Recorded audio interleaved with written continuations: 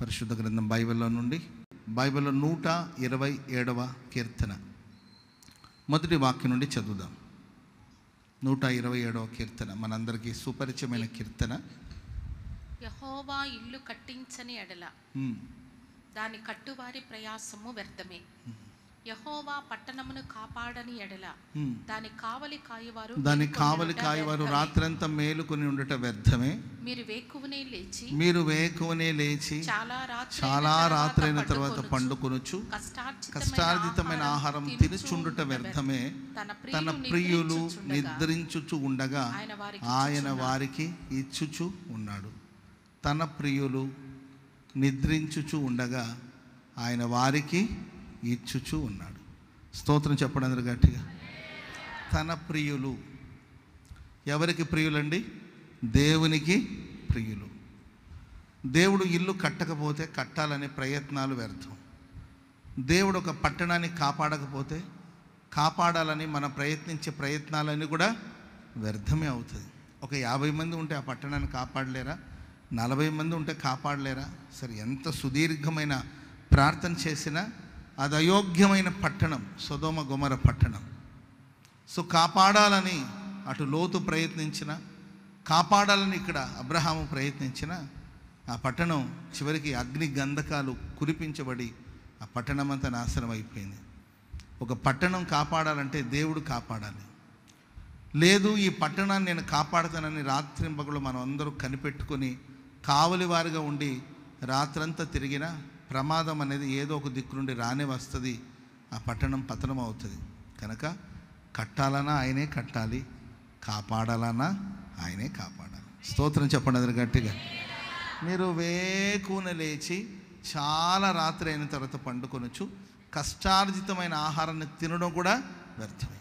వేకున లేచి 3కు లేస్తారో 4కు లేస్తారో తెలీదు, వేకున లేచి ఆ రోజంతా ఒకటే పరుగు పరుగు పరుగు పరుగు, చాలా రాత్రి అయిన తర్వాత పండుకుంటూ.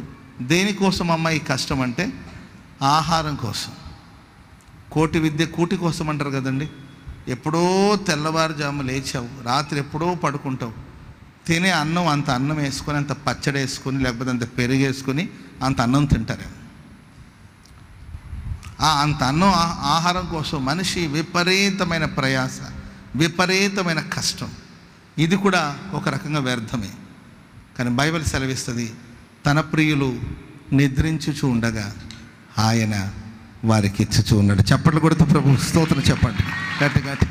తన ప్రియులు ఒక ఇంటి విషయంలోనే కానీ, ఒక పట్టణ విషయంలోనే కానీ, ఒక ఆహార విషయంలోనే కానీ తన ప్రియులు నిద్రిస్తూ ఉండగా అంటే నిద్రపొమ్మని కాదు దాని అర్థం. తన ప్రియమైన వారు ఎలా ఉండాలంటే ఒక ప్రశాంతమైన స్థితిలో ఉండాలి. ఏ స్థితిలో ఉండాలండి? నిద్రపోయినవాడు మీరు ఎప్పుడైనా చూడండి, అలసటగా, ఇబ్బందిగా, కొంచెం మప్పుగా, కొంచెం ఇబ్బందిగా, పోరాటంగా ఉన్నప్పుడు జస్ట్ వెళ్ళి ఒక 10 నిమిషాలు నిద్రపోయినా ఆ తర్వాత ఫ్రెష్ అయిపోతాడు. Praise the Lord. నిద్రపోయిన వ్యక్తి ప్రశాంతంగా ఉంటాడు. అలాంటి ఒక ప్రశాంత స్థితి. నిద్రపోతున్నప్పుడు మనం నిద్రావస్థలో ఉంటాం. అప్పుడు అమెరికా దేశం కూలిపోయిందన్న మనకు తెలీదు. Praise the lord. లేకపోతే మనం నిద్రపోతున్నప్పుడు ఉన్నప్పుడు సునామీ వచ్చింది అని అన్నా కూడా మనకు తెలీదు. నిద్రపోయినవాడు ఏది పట్టించుకోడు. అదొక నిద్రావస్థ. ఆత్మీయ జీవితంలో నిద్రపోమ్మని కాదు కానీ ప్రియులరా, ఒక నిద్రావస్థలో ఉన్న వ్యక్తి ఎంత ప్రశాంతంగా ఉంటాడో అంతటి ప్రశాంతత, అంతటి ప్రశాంత స్థితిని, సమాధాన స్థితిని ఎవరైతే పొందుతారో వారి జీవితంలో వారు అడగకపోయినా వారి అక్కర్లన్నీ ప్రభు తీరుస్తూ వస్తాడు. చెప్పలు కూడా మందరు గట్టి గట్టి గట్టిగా. మనకు ఇల్లు కావాలని మనకెంత తెలుసో అంతకన్నా ఆయనకి తెలుసు. మన పట్టణం కాపాడబడాలనే దానికోసం మనం ఎంత ప్రయాసపడుతున్నామో అది ప్రభుకి తెలుసు. ఆకాశ పక్షులను పోషించే దేవుడికి తన ప్రియమైన పిల్లల్ని పోషించాలనేది తెలియదండి. ఖచ్చితంగా ప్రభు పోషిస్తాడు, సంరక్షిస్తాడు. తిండి కోసమో, ఇంటి కోసమో, కాపుదల కోసమో, ఆరోగ్యం కోసమో నీవు పరితపించాల్సిన అవసరం లేదు. ఇవి మనకు కావాలని మన పరలోకమందున తండ్రికి తెలుసు. ఆమెను చెప్పండి గట్టిగా. ఇక్కడ మీరు నేను చేయవలసిందంతా ఏంటంటే ఆయనకి ప్రియమైన వారుగా జీవించాలి. ఎలా జీవించాలండి? ఆయనకు ప్రియులుగా. యేసు ప్రభు గురించి తండ్రి ఇచ్చిన సాక్ష్యం ఏంటంటే, ఈయన నా ప్రియ కుమారుడు, ఈయన యందు నేను ఆనందిస్తున్నాను. దానియేలు, నువ్వు బహుప్రియుడవు. నువ్వు ఎలాంటి వాడివి? బహుప్రియుడవు. కనుకనే దేవుడి దగ్గర నుండి నేను నీ యొద్దకు పంపబడ్డాను. నువ్వు భయపడవద్దు. ఎందుకు భయపడతావు? నువ్వు దేవునికి బహుప్రియుడవు, ఎందుకు అధైర్యపడతావు? దేవుడి దగ్గర నుండి, దేవుని సన్నిధి నుండి నేను పంపబడ్డాను. దేవుని సన్నిధిలో నిలబడే గాబ్రియేల్ నేను నీ యొద్దకు పంపబడ్డాను. నువ్వు బహుప్రియుడవు. Praise the lord. గ్రహించే శక్తిని నేను నీకు అందిస్తున్నాను. ఇలా చెప్పుకుంటూ వెళ్తే బైబిల్లో ఎందరో దేవునికి ప్రియులైన వారు ఉన్నారు. నేను సుదీర్ఘంగా కాదు కానీ ఒక 2-3 విషయాలు, ఆయన ప్రియులు ఎలా ఉంటారు అనే మాట మనం ధ్యానం చేసుకోబోతున్నాం. ఎఫెసీయులకు రాసిన పత్రిక 5వ అధ్యాయము 1వ వాక్యం. ఎఫెసీయులకు రాసిన పత్రిక 5వ అధ్యాయం 1వ వచనం. కావున మీరు ప్రియులైన పిల్లల వలె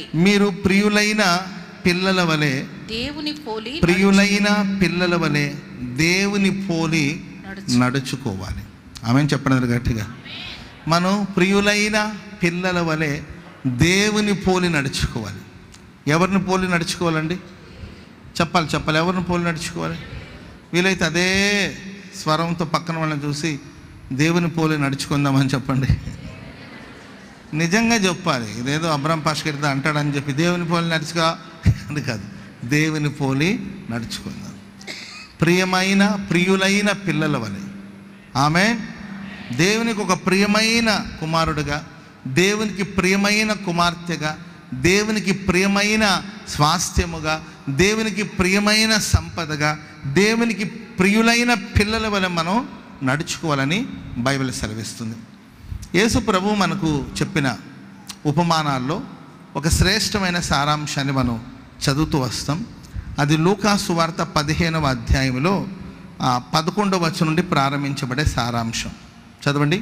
లూకా సువార్త 15వ అధ్యాయం 11వ వచనం నుండి. మరియు ఆయన ఇట్లా నేను ఒక మనుషునికి ఒక తండ్రికి 2 కుమారులు ఉన్నారు. వారిలో చిన్నవాడు తండ్రి ఆస్తిలో నాకు వచ్చు భాగమిమ్మని తన తండ్రిని అడుగగా అతడు వారికి తన ఆస్తిని పంచిపెట్టెను. కొన్ని దినములైన తర్వాత చిన్న కుమారుడు సమస్తాన్ని కూర్చుకొని దూరదేశానికి ప్రయాణమైపోయి అచ్చట తన ఆస్తిని దుర్వ్యాపారంలో పాడు చేశాడు. అదంతయు ఖర్చు చేసిన తర్వాత దేశమందు. ఈ సారాంశం అంతా మనకు తెలుసు. ఇక్కడ మన ఫోకస్ అంతా ఒకటి తండ్రి మీద, రెండవదిగా తన చిన్న కుమారుడి మీద వెళుతుంది. సో దేవుడు యేసు ప్రభు చెప్పిన ఉద్దేశం కూడా అదే. అండ్ లూకా తన సువార్తను రాసేటప్పుడు ఆ చిన్న కుమారుని ఫోకస్ చేసి, ఆ చిన్న కుమారుడు ఎలా తప్పిపోయాడు, ఆయన ఎలా మనస్సును మార్చు, ప్రభు చెప్పిన సంగతుల్ని ఆ చిన్న కుమారుని ఫోకస్ చేస్తూ మనకు అందిస్తారు. ఈరోజు డిఫరెంట్గా మనం చిన్న కుమారుడు కాకుండా కొంచెం పెద్ద కుమారుడు గురించి ఆలోచిద్దాం. Praise the lord. చిన్న కుమారుడు దేవునికి ప్రియమైన వాడే. సో అందుకొరకు పరిగెత్తుకుంటూ వెళ్ళాడు, మెడ మీద పడ్డాడు, ముద్దు పెట్టాడు.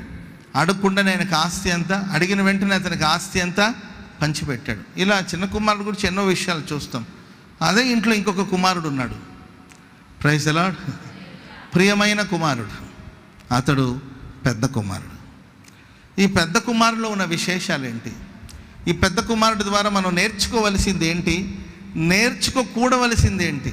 ప్రతి మనిషిలో మంచి విషయాలు ఉంటాయి, ఎడటి కొన్ని చెడ్డ విషయాలు కూడా ఉంటుంది. వాళ్ళ దగ్గర మనం నేర్చుకోవలసిన విషయాలు కొన్ని ఉంటాయి, నేర్చుకోకూడని విషయాలు కూడా ఉంటుంది. ఎవరైనా కానీ వాళ్ళు పాజిటివ్ మంచి విషయాలు కొన్ని ఉంటాయి, కొన్ని నెగటివ్ చెడ్డ కార్యాలు కూడా కొన్ని ఉంటాయి. ఈ పెద్ద కుమారులు ఉన్న మంచి విషయాలు ఏంటి, అతని దగ్గర నుండి మనం నేర్చుకోకూడని కొన్ని కార్యాలు ఏంటి, అవి కూడా ఈ సారాంశం మనకు తెలియచేస్తుంది. స్తోత్రం చెప్పండి గట్టిగా. ఈ పెద్ద కుమారుడుకున్న విశేషం ఏంటంటే ప్రియులారా, అతడు తన తండ్రిని వేదనకు గురి చేయలేదు. ఏం చేయలేదండి? వేదనకు గురి చేయలేదు. తన తండ్రిని ఇబ్బంది పెట్టలేదు. చిన్న కుమారుడు వచ్చేసి ఆస్తిలో నా వాటా నాకు ఇస్తావా, నా భాగం నాకు ఇస్తావని అడిగాడో, పోరాడాడో, గొడవ పడ్డాడో, లేకపోతే పెద్ద మనుషులు పిలువనంపించి పంచాయతీ పెట్టించాడో, నా ఆస్తి నాకు ఇచ్చేయి, నా వాటా నాకు ఇచ్చే. ఏ తండ్రి త్వరగా తన ఆస్తిని పంచి ఇవ్వడానికి సాహసించడం? మరి ఈయన ఎలా ఇబ్బంది పెట్టాడో, ఎలా క్షోభ పెట్టాడో, ఎలా ఇబ్బంది పెట్టాడో, ఎలా బాధ పెట్టాడో మనకు తెలియదు. చివరికి వాళ్ళ నాన్న అతను అడిగిన దాన్ని బట్టి అతని ఆస్తి అతనికి ఇచ్చివేశాడు. ప్రైజ్ ది లార్డ్, హల్లెలూయా. చిన్న కుమారుడు అడిగి పొందాడు, పెద్ద కుమారుడు వాళ్ళ నాన్న ఇచ్చింది తీసుకున్నాడు. స్తోత్రం చెప్పడం గట్టిగా. సంఘాలు రెండు రకాలమైన వాళ్ళు ఉంటారు. అడిగి ప్రభు నాకు అది ఇస్తావా, ఇదితో అడుగుడి మీకు ఇవ్వబడి అన్నావు కదా ప్రభు, ఇస్తావా లేదా, ఇవ్వండి ప్రభు అని అడిగి పొందేవాళ్ళు కొందరున్నారు. సంఘంలో మరొక గుంపు ఉంటారండి, ఆయన ఏది ఇస్తే అది నేను తీసుకుంటాను. ఆమెను చెప్పండి గట్టిగా. అడుగు బాబు నీకేం కావాలంటే, నేను అడగడం ఏంటి ప్రభువా, అడగక మునిపే నా అక్కర్లన్నీ నీకు తెలుసు. అడిగినంతకంటే ఎక్కువగానే ఇచ్చే దేవుడు. నీవు ఏది ఇస్తావో, అరే ఈ భూమి నీకు ఇవ్వాలనుకోండి, నీకు ఇష్టం, నా ఇష్టంతో పని ఏముంది నాన్న, నీవేదైతే నాకు ఇస్తావో, నువ్వు నాకు ఏది ఇచ్చినా మంచివే ఇస్తావు. కాబట్టి నీకు ఇవ్వాలనుకుంటే ఇవ్వండి, వద్దంటే పర్వాలేదు ప్రభువా, నేను ఆస్తిని కాదు ప్రేమిస్తుండేది, ఆస్తిని ఇచ్చే తండ్రిని ప్రేమిస్తున్నాను. చప్పట్లు కొడుతూ దేవుడికి స్తోత్రం చెప్పండి గట్టిగా హల్లెలూయా చెప్పండి, గట్టిగా హల్లెలూయా. యాకోబు చరిత్ర మనం ధ్యానిస్తే, యాకోబు మోసపూరితంగా వెళ్ళి వాళ్ళ అన్నయ్యకి రావాల్సిన ఆశీర్వాదాన్ని వాళ్ళమ్మ ప్రేరణ చేత, వాళ్ళమ్మ ప్రేరేపించింది. లోకంలో ప్రేరేపించే ఒక శక్తి ఉంటుంది, పలు కార్యాల కొరకు ప్రేరేపిస్తూ ఉంటుంది. ఆ ప్రేరణకు లోనైపోయి అది అన్న ఆశీర్వాదం, అన్న కొరకు సిద్ధపరిచిన ఆశీర్వాదం, అది తనది కాదు. డ్రెస్ మార్చుకొని, వాయిస్ మార్చేసి, మోసం చేసి అన్నకు రావాల్సిన ఆశీర్వాదాన్ని పోగు చేసుకుని వెళ్ళిపోయాడు. కానీ ప్రియులారా, ఆ తర్వాత ఏశావు వస్తాడు. ఏశావు వచ్చిన తర్వాత ఆయనకి ఎందుకు ఇచ్చావు, అది తిరిగి నాకు ఇమ్మని అడగలేదు కానండి, అతని మీద కోపం అసూయ కూడా కాదు కానండి, నాకు కూడా ఏదైనా ఆశీర్వాదం ఇవ్వండి అని అడిగాడు. స్తోత్రం చెప్పడం గట్టిగా. తండ్రిని ఇబ్బంది పెట్టాలని కోరుకోలేదు. ముసలోడా చంపేస్తా, నేను గొంతు కోస్తా, అసలు నీకు అంత స్పృహ లేదా, తిండిపోతు ముసలోడా, తిండి పెట్టేసరికి పెద్దోడెవరు చిన్నోడెవరు గుర్తుపట్టలేదు, ఇట్లా గొడవ పెట్టుకున్నా. తండ్రి నాకేం ఒక ఆశీర్వాదం కూడా నాకు లేదా, ఒక బ్లెస్సింగ్ కూడా నాకు లేదు. ఎటు చిన్నోడు తీసుకెళ్ళి నాకు ఒక్క బ్లెస్సింగ్ కూడా లేదా, ఒక్క ఆశీర్వాదం కూడా లేదా అని కన్నీళ్ళు పెట్టుకున్నాడు. చివరికి వాళ్ళ నాన్న ఏదో ఇచ్చాడమ్మా, ఏమిచ్చాడు? నీ నివాసము భూసారము లేకయు. ఇది ఒక ఆశీర్వాదం అండి. నీ నివాసం ఎలా ఉంటుందంటే, భూసారం అంటే ఏమి పంటే పండదు, అట్లాంటి భూమి నీకు ఇస్తున్నంటే, ముసలోడా నీవే తీసుకుని సాగు అన్నాడా? నీ నివాసము భూసారము లేకయు పైనుండి ఇప్పుడు ఆకాశపు మంచు లేకయు. ఆకాశం నుండి మంచు కూడా నీకు కురవదు. నీవు నీ కత్తి చేత బ్రతుకు. నీవు కత్తి తీసుకుని నీ కష్టాల మీద నువ్వు బతకాల్సిందే తప్ప నీకు ఇవ్వబడిన భూమి సారం లేకుండా ఉంటుంది, దాని మీద మంచు కూడా కురవదు. సరిదేసుకున్నాడండి, ఓకే పర్వాలేదు. స్తోత్రం చెప్పండి గట్టిగా. మోసం చేసి ఆస్తినంత ఆశీర్వాదం అంతా పోగు చేసుకొని వెళ్ళిన యాకోబు ఏమైనా సుఖంగా బ్రతికాడా, సంతోషంగా బ్రతికాడా, సమాధానంగా బ్రతికాడా? మంచుకు తడిచాడు, ఎండకు ఎండాడు, ఎన్నో నిద్రలేని రాత్రులు, కళ్ళు క్షీణించిపోయిందండి, అల్లాడిపోయాడు. ఆ తర్వాత ఏదో పోగు చేసుకుని ఇది ఆశీర్వాదం అని భావించి తిరిగి వస్తున్నాడు కానండి, ఏశావు మాట వినేసరికి గడగడ వణికిపోయాడు. ఈరోజు మనకున్న సంపద మనకు ధైర్యాన్ని ఇవ్వాలి, మనకున్న ఆస్తి మనకు సంతోషాన్ని ఇవ్వాలి. ఆమెను చెప్పండి గట్టిగా. ఈ ఆస్తి, ఈ ఐశ్వర్యం, ఈ సంపద మనల్ని కలవరానికి గురి చేయకూడదు. ఏశావు మాట వినేసరికి హడాలి 20 ఏళ్ళు అయిపోయింది, 20 సంవత్సరాలు అయిపోయింది. ఈ 20 సంవత్సరాల తర్వాత కూడా తన గుండెలో భయం పోలేదంటే మీరు ఆలోచించాలి. ప్రియమైన వాళ్ళరా, మనం ప్రియులైన బిడ్డలుగా, ప్రియులైన కుమారులుగా, ప్రియులైన కుమార్తెలుగా జీవించాలి. ఏశావు మేబీ అతని బైబిల్లో భ్రష్టుడు, వ్యభిచారి అని వ్రాయబడినప్పుడు కూడా ఒక ప్రియమైన అనుభవం ఏశావులో మనం చూస్తున్నాం. స్తోత్రం చెప్పడం గట్టిగా. ఏశావు అంటాడు, నాకు కావలసినదంతయు ఉన్నది. Praise the lord. నాకు కావలసిందంతా ఉంది. వాళ్ళ నాన్న నీకు ఇవ్వబడిన భూమి, నీ నివాసం భూసారం లేకుండా ఉంటుంది, ఆకాశపు మంచు కూడా నీకు కురువదన్నాడు. కానీ దేవుడు అతనికి కావలసిందంతా ఇచ్చాడు. ఈరోజు మనం చెప్పగలుగుతాం, కావాల్సినంత ఉంది అని చెప్పగలుగుతామా? ఇచ్చేవాడు ఉంటే చచ్చేవాడు కూడా లేస్తాడంట. ఇచ్చేవాడు ఉంటే సచ్చేవాడు కూడా లేస్తాడు. గవర్నమెంట్ నుండి ఏదో మీకు ఏదో వస్తుందని అంటే చాలండి, పేర్లు మార్చేసి వయసు మార్చేసి తలక్రిందులు అయిపోయి ఏదో ఒకటి చేసి మాకు కూడా ఇవ్వండి అని పోయి అవసరమైతే చిరిగిపోయిన బట్టలు కట్టుకుని వరుసలో నిలబడతారు. గవర్నమెంట్ వాళ్ళు తలాకు ఒక 10,000 ఇస్తున్నారు అన్నారు అనుకోండి, మీకు సమృద్ధి ఉన్నా కూడా సంపద ఉన్నా వెంటనే చిరిగిపోయిన డ్రెస్ ఏదో వేసుకుని వెళ్ళి అక్కడ లైన్లో నిలబడతారు. అమ్మ మీరు ఉన్నవాళ్ళే కాదంటే, ఒకప్పుడు ఉన్నవాళ్ళమే బాబు, ఇప్పుడు అన్నీ పోగొట్టుకుని ప్రస్తుతానికి 10,000 వచ్చేదాకా పోగొట్టుకునే వాళ్ళగా. ఏసావంటాడు నాకు కావలసినదంతా ఉన్నాయి. ఆమె చెప్పండి గట్టిగా, చెప్పండి గట్టిగా, హల్లెలూయా హల్లెలూయా. ఎవరో మీద ద్వేషంతో, ఎవరో మీద పగతో కాదు. హన్నా పెనిన్నా ఉన్నారు. హన్నా ప్రార్థన ఏంటంటే, ప్రభువా నాకు సంతానం లేదు, నాకు బిడ్డను దయచే. అది ప్రార్థన. ఆ పెని నాకు పిల్లలు ఉన్నారు, నాకు పిల్లలు లేరు, ఇది కాదు ప్రార్థన. పెనిన ఏదో అనిందని వచ్చి అసూయపడి కోపడి ప్రార్థించడం కాదు. నాకు సంతానం కావాలి. పెనినాకు దేవుడు సంతానం ఇస్తే మంచిది, ఆవిడ కూడా నా సహోదరే కదా, మంచిది, ఆమెకు పిల్లలు ఉంటే మంచిది. కానీ నాకు కూడా గర్భఫలం. న్యాయబద్ధంగా ప్రభుత్వంలో ప్రార్థించే అనుభవం, ప్రభు ఇచ్చిన దాన్ని తీసుకునే అనుభవం పెద్ద కుమారులు మనం చూస్తాం. ఆమె చెప్పండి అందరూ గట్టిగా, చెప్పండి గట్టిగా, హల్లెలూయా. దావీదుకి చాలామంది కుమారులు ఉన్నారు. దాంట్లో అదోని అనేవాడు ఒకడు ఉన్నాడు. ఎవరండి ఆయన? అదోని అని ఒక కుమారుడు ఉన్నాడు. నాన్న ఉండగానే ప్రిపరేషన్, ఫుల్ ప్రిపరేషన్ అనమాట, సిద్ధపాటు. ఆమె పెళ్ళే కాల అమ్మాయికి అప్పుడే సామాన్లన్నీ పోగు చేస్తుంది. మమ్మీ బంగారం నేను తీసుకెళ్తాను, వెళ్ళేటప్పుడు ఇది నేను తీసుకెళ్తాను, మమ్మీ డబుల్ కార్డ్ నేను తీసుకెళ్ళా అంటుంది. నీకు పెళ్ళే కాల, 3 నెలల తర్వాత పెళ్ళి, మమ్మీ నేను వెళ్ళేటప్పుడు ఇది తీసుకెళ్తాను మమ్మీ అంటే, తీసుకెళ్తావులే అమ్మాయి, అంతకన్నా మంచిదే ఇస్తానంటే, ఇది నేను తీసుకెళ్తాను మమ్మీ, ముందే చెప్తున్నాను నీకు అంటూ. కానీ నాన్న ఉన్నాడు. అప్పుడే ఈయన ఒక 50 మందిని పోగు చేసుకొని, అప్పుడే కొంతమంది అతనికి ఫేవర్గా ఉండేటట్లు, అప్పుడే ఏంటంటే దావీదు సామ్రాజ్యంలో, దావీదు రాజ్యంలో తనకు ఒక గుంపును ఏర్పాటు చేసుకుని నాన్న ఉన్నాడు. ఎవరికి ఏమి ఇవ్వాలో నాన్నకు తెలుసు. అదోనియా భయమంతా ఏం తెలుసండి, నాన్న ఎక్కడున్నాడు? మరణ పడకలో ఉన్నాడు. ఎక్కడున్నాడండి? మరణ పడకలో ఉన్నాడు. ఎప్పుడైనా పోవచ్చు ప్రాణం, చెప్పలేదు. ఎప్పుడైనా పుట్టుకని ప్రాణం పోయిందనుకో, ఆ తర్వాత ఎట్లా? ఫ్యూచర్ ప్లాన్స్ చాలామందికి, భవిష్యత్తును గురించిన భవిష్యత్తు అలా ఉండాలి. 10 ఏళ్ల తర్వాత ఏం జరుగుతుందో మనకేం తెలుసండి? భవిష్యత్తు గురించి మనం సిద్ధపడి ఉండకూడదని నేను చెప్పట్లా. 10 ఏళ్ల తర్వాత నీ పిల్లల గురించి, వాళ్ళ పిల్లల గురించి, వాళ్ళ మనవరాళ్ళ గురించి, మనవడు గురించి భవిష్యత్తు ప్రణాళిక. మా నాన్న ఎప్పుడైనా పోవచ్చు, ఆయన పోయిన వెంటనే మరి ఇప్పుడు నుండి కొంచెం సిద్ధపడి అందరిని మంచి చేసుకొని, కొంతమంది సపోర్టర్స్గా పెట్టుకొని, ఒక 50 మంది నా ముందు పరిగెత్తడానికి మనుషుల్ని ఏర్పాటు చేసుకొని, ఓహో ఈయన కాబోయే రాజు అని చూపించుకోవడానికి కోసం ప్రిపరేషన్లో ఉన్నాడు అదోనియా. Praise the lord. ఎందుకంటే వాళ్ళ నాన్న చచ్చిపోతాడు, వాళ్ళ నాన్న ఎప్పుడైనా చచ్చిపోవచ్చు అనేది ఆయన అనుభవం.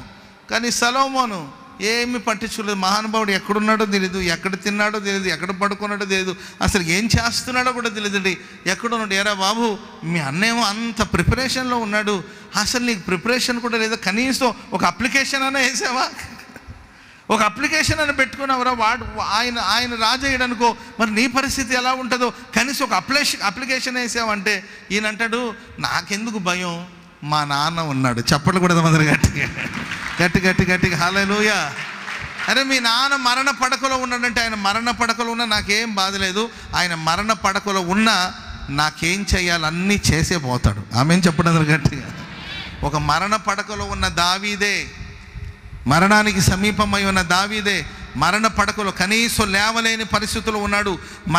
మరణావస్థలో, మరణ స్థితిలో ఉన్న దావీదే తన కుమారుడైన సొలొమోను పట్టాభిషేకానికి కావలసిందంతా సిద్ధపరిచి వెళ్ళాడే.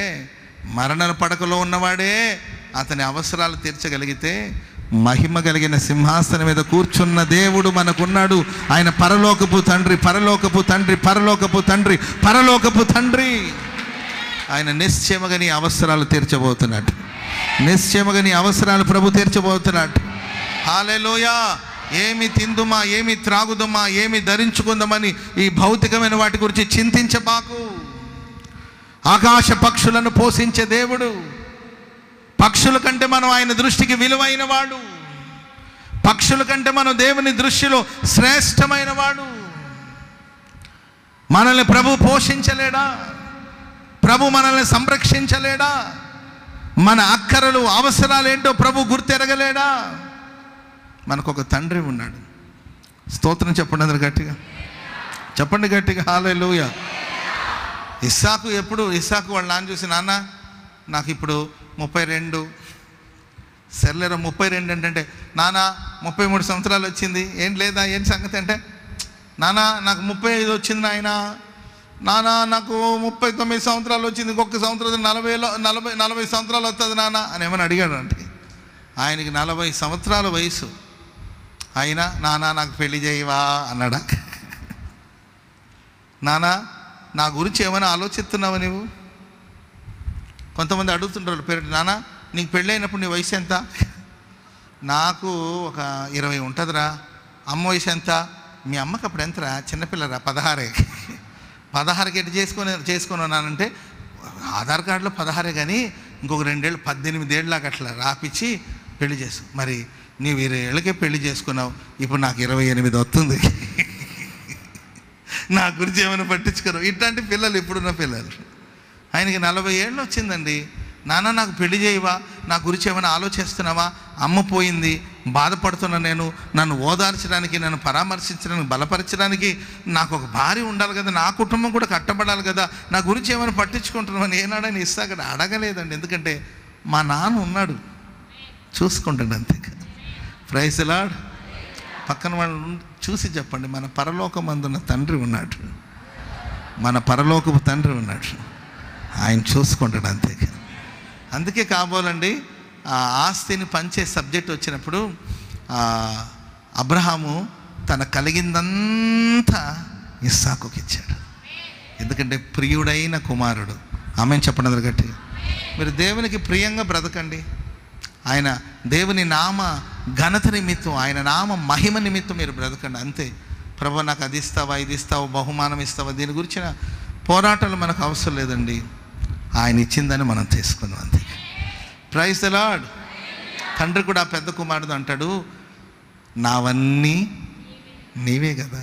Praise the Lord. హల్లెలూయా. ఎల్లప్పుడూ నీవు నాతో ఉన్నావు, నావన్నీ నీవే కదా. ఆయన వచ్చాడు, సరే వాడు వచ్చాడు, వాడికి ఏదో అంత ఆహారం పెట్టాము, ఒక జత బట్టలు ఇచ్చాము, పాత ఉంగరం ఏదో ఉంటే అదట ఏళ్ళకి తొలగించాం, చెప్పులు లేకుండా తిరిగితే ఏం బాగుంటుంది, చెప్పులు ఇచ్చాం. కానీ నీవు ఎల్లప్పుడూ నాతో ఉన్నావురా, నావన్నీ నీవే. దేవునికి ప్రియులుగా ఎవరైతే బ్రతుకుతారో వారి ప్రతి అవసరాలు దేవుడు మహిమైశ్వర్యంలో తీరుస్తాడు. కనుక నీవు నేను చేయవలసిందంటే దేవునికి ప్రియమైన బిడ్డలుగా బ్రతకాలి. మనం ఆయనకు ప్రియమైన బిడ్డలుగా బ్రతకడం గురించి ఆలోచించాం కానండి. ప్రభు మనకేమి ఇస్తాడు, వాళ్ళకి ఏమి ఇచ్చాడు, మనకేమి ఇస్తాడు. వాళ్ళు ఏం తింటున్నారు, మనకేమి ఇస్తున్నారు. వాళ్ళు తింటున్న తిండి దగ్గర ఉండి అలాంటి బిర్యానీ వాసన వస్తుంది, మా పొట్లంలో ఏంటి సార్, ఆ పొట్లంలో ఏముంది, ఈ పొట్లో అందరికీ ఒకే పొట్లం ఏంటంటే, మీ పొట్లంలో ఉన్న పులిహోరలో నిమ్మకాయ పులిహోర అది అర్థమైందండి. నీ పొట్లం దేవుడు నాకు ఇచ్చింది, దీంట్లో నేను హ్యాపీగా ఉంటాను అంతే. దేవుడు నాకు ఇచ్చిన పరిచర్యలు నేను సంతోషంగా ఉంటాను అంతే. దేవుడు నాకు ఇచ్చిన ఆత్మలను బట్టి, నాకు అప్పగించిన ప్రజలను బట్టి నేను ప్రభుని స్తుతిస్తూ ఉంటాను, ప్రభుని బట్టి నేను సంతోషిస్తూ ఉంటాను అంతే. హల్లెలూయా. మాకెందుకు ఇది ఇచ్చావు, వాళ్ళకి ఎందుకు అది ఇచ్చావు, వాళ్ళు ఎప్పుడు వచ్చారు, మేము ఎప్పుడు వచ్చాము, మేము పుట్టినప్పటి నుండి క్రైస్తవులు, నేను సండే స్కూల్ నుండి భక్తుడిని అని చెప్పుకోవడం కాదు. పెద్ద కుమారులో ఉన్న స్పెషల్ క్వాలిటీ స్వభావం ఏంటంటే అడగలేదండి, అసలు అడగాలనే ఆలోచన కూడా లేదు. వాళ్ళ నాన్న ఇచ్చాడు, దాన్ని తీసుకున్నాడు. Praise the lord. వచ్చిన వాళ్ళందరికీ యేసు ప్రభు 5 రొట్టెలు 2 చిన్న చేపల్ని పంచి ఇచ్చాడు. ఈ బ్యాచ్ ఎప్పుడు రొట్టెల కోసమే వస్తుంటారు. ఒక కూటానికి వస్తే రొట్టెలు పంచారండి, శుభ్రంగా తిన్నారు. ఇంకో కూటానికి వస్తే అక్కడ రొట్టెలు ఇవ్వలా. ఏరా ఈరోజు ఏం లేనట్టుందే, ఫాస్టింగ్ ప్రేయర్ లాగా ఉంది, పోదాం రండి, మనం పోయి ఏదో చూసుకోవాలి కదా దారిలో, ఆయన ఇస్తాడా మనం ఎక్స్పెక్ట్ చేసాం, ఈరోజు ఏమి ఇచ్చేటట్టు లేడు, ఎక్కడ రొట్టెల వాసన కానీ ఆ ఉప్పు చేప వాసన కూడా ఎక్కడ రావట్లేదు అని బయలుదేరి వెళ్ళాడు.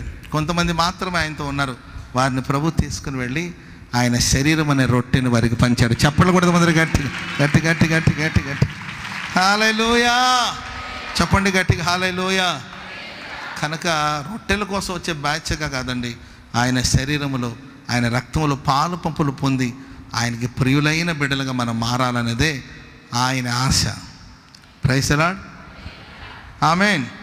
రెండవదిగా ఈ పెద్ద కుమారుడుకున్న మరొక అనుభవం ఏంటంటే, ఆస్తి వచ్చి రాకమునిపే అంత పోగు చేసుకుని వాడు దూరదేశానికి వెళ్ళిపోయాడు. ఆస్తి అంతా వచ్చిన వెంటనే అడ్రస్ లేడు అయ్యగారు. అసలు ఎక్కడున్నాడో కూడా తెలీదు, ఏమైపోయాడో కూడా తెలీదు.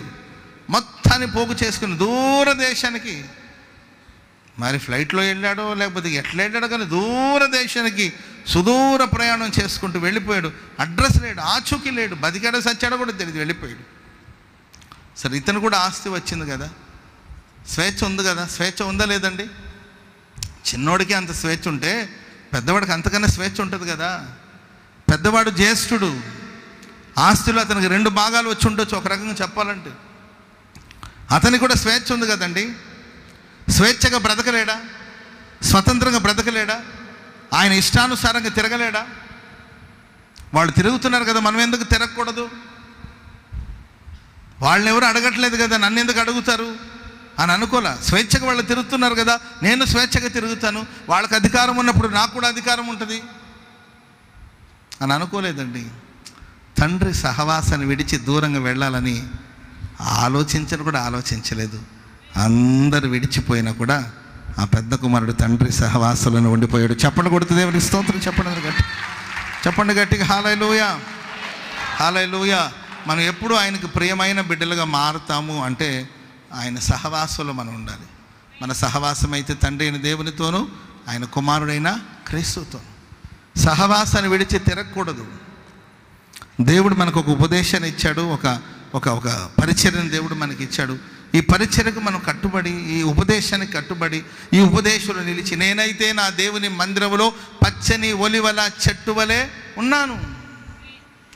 దేవుని మందిలో నీతిమంతుడు ఖర్జూరపు వృక్షం వలె ఆయన మందిలో నాటబడి వర్ధిల్లుతారని వాక్యం సెలవిస్తుంది.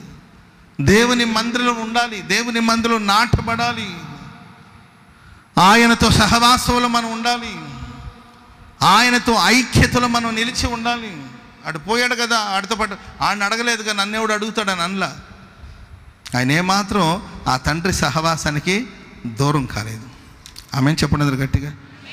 నయోమి ఉందండి, ఆమెకి 2 కోడళ్ళు ఉన్నారు, ఓర్పా, రూతు. నయోమి చెప్తుందమ్మా, నాతో పాటు ఉండడం వల్ల మీకు లాభం ఏమీ లేదు, నా మాట వినండి. నాతో ఉండడం వల్ల మీకు ప్రయోజనం ఏమి లేదు. ప్రయోజనం ఏదైనా ఉందని కొంత దూరం వచ్చింది. ఎవరు ఓర్పా కూడా కొంత దూరం, ఇద్దరు వచ్చారు.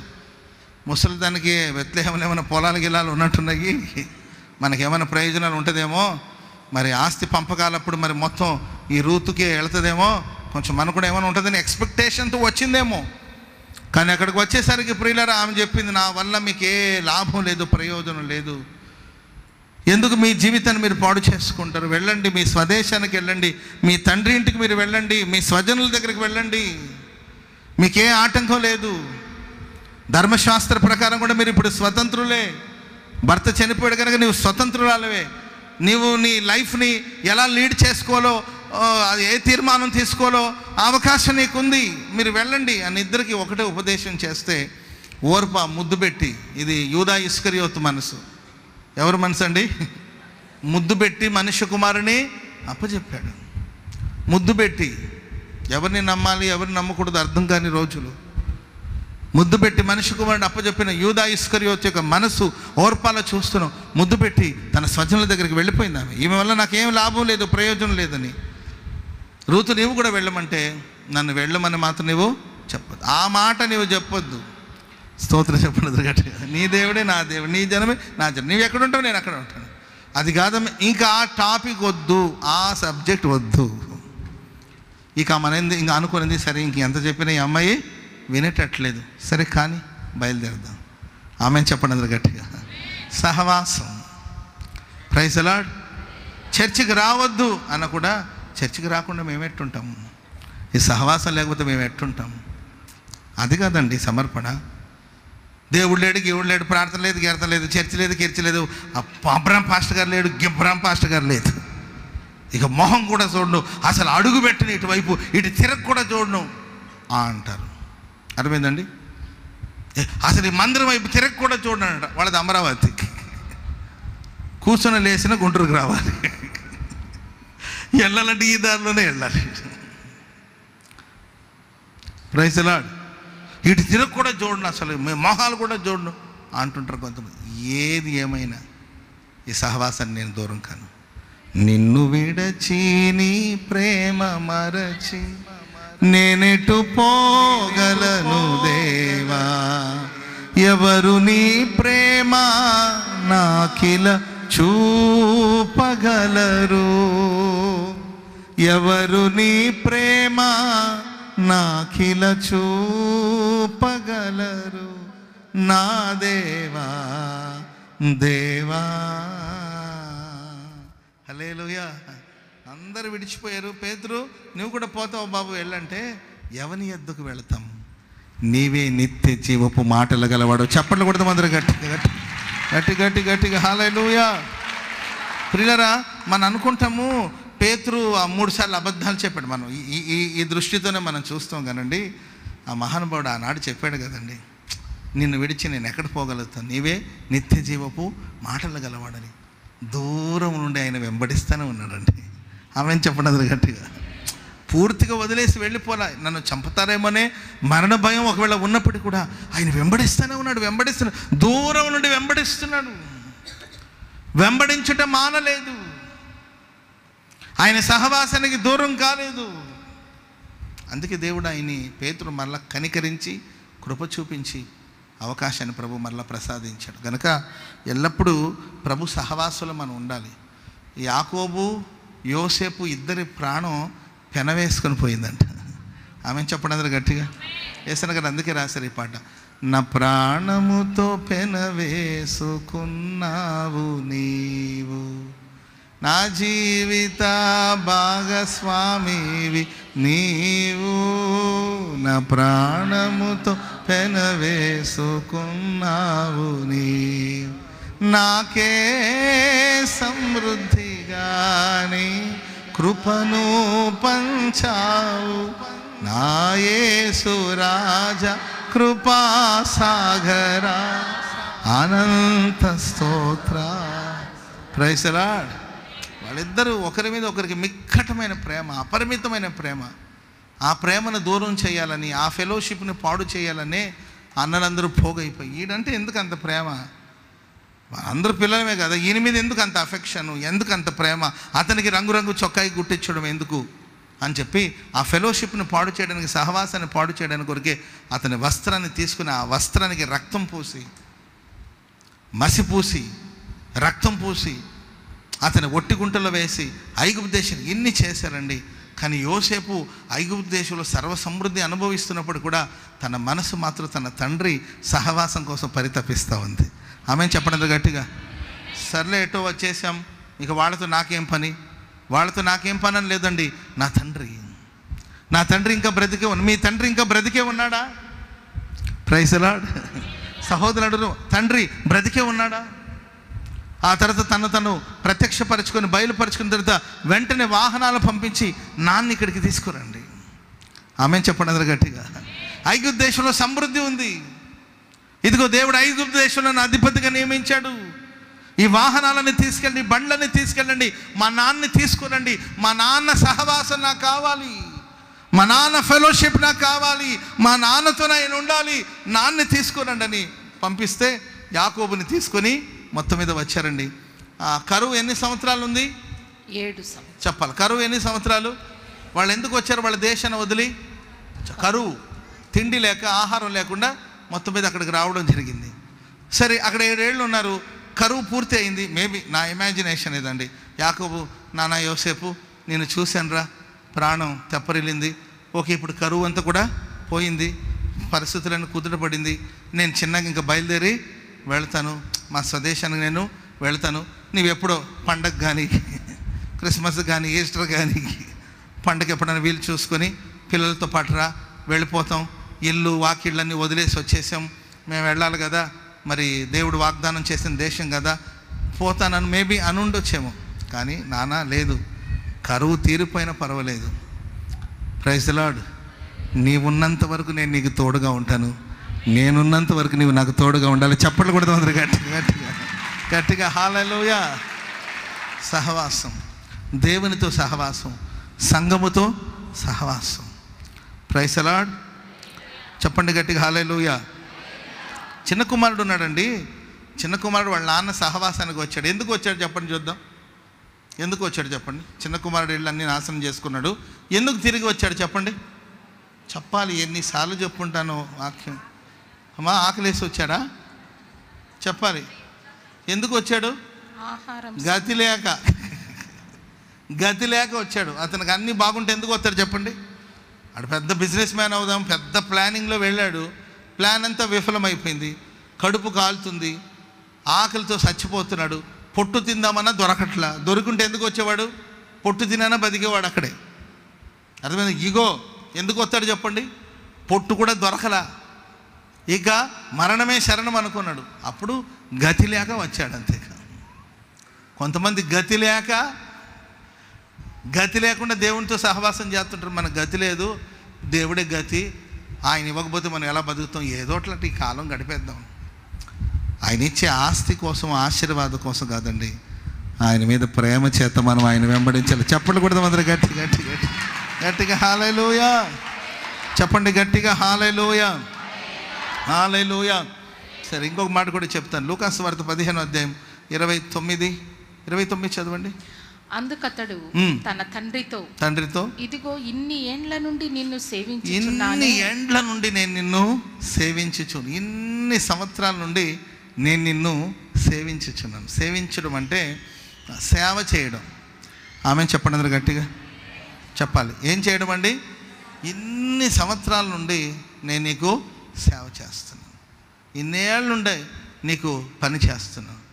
అండ్ తప్పిపోయిన కుమారుడు తిరిగి వచ్చినప్పుడు పెద్ద కుమారుడు ఎక్కడున్నాడు? పొలంలో. ఎక్కడున్నాడండి? అప్పటికి ఆయన పొలంలోనే ఉన్నాడు. Praise the lord. నేనెందుకు పని చేయాలి? నేనెందుకు చేయాలి పని? ఇక్కడ కొంతమంది పెద్ద పెద్ద చదువుకున్న వాళ్ళు ఉన్నారు, టీచర్లు ఉన్నారు, మెడికల్ డిపార్ట్మెంట్లో పనిచేసే వాళ్ళు ఉన్నారు. ఒక్కొక్కరికి 50,000 జీతాలు వచ్చేవాళ్ళు ఉన్నారు, 70,000 జీతాలు వచ్చేవాళ్ళు ఉన్నారు, ₹1,00,000 జీతాలు కలిగిన వాళ్ళు ఉన్నారు, చాలామంది ఉన్నారు. మంచి జీతాలు తెచ్చుకున్న వాళ్ళు ఉన్నారు.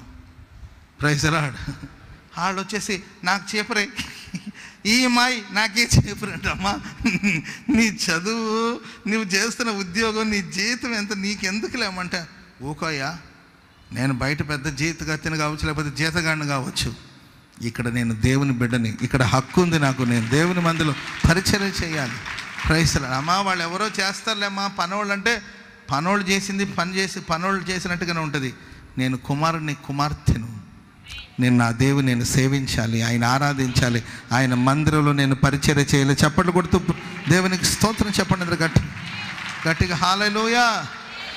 కొంతమంది అంటే మీరు రాత్రి పగలు పోయేళ్ళు పరిచర్య చేస్తున్నారు, మీకు ఏమైనా ఇస్తాడు అబ్రాహం పాస్టర్ గారు అంటే, మాకు ఎవరు ఏమి ఇవ్వాల్సిన అవసరం లేదు, బహుమానం కోసం నేను పని చేయట్లేదు. నేను ఈ సంఘ బిడ్డని, ఈ సంఘం యొక్క కుమారుని, దేవుని యొక్క కుమార్తెను, హక్కుతో దేవుని మందులు నేను పరిచర్య చేస్తున్నాను. చెప్పండి కూడా దేవునికి స్తోత్రం.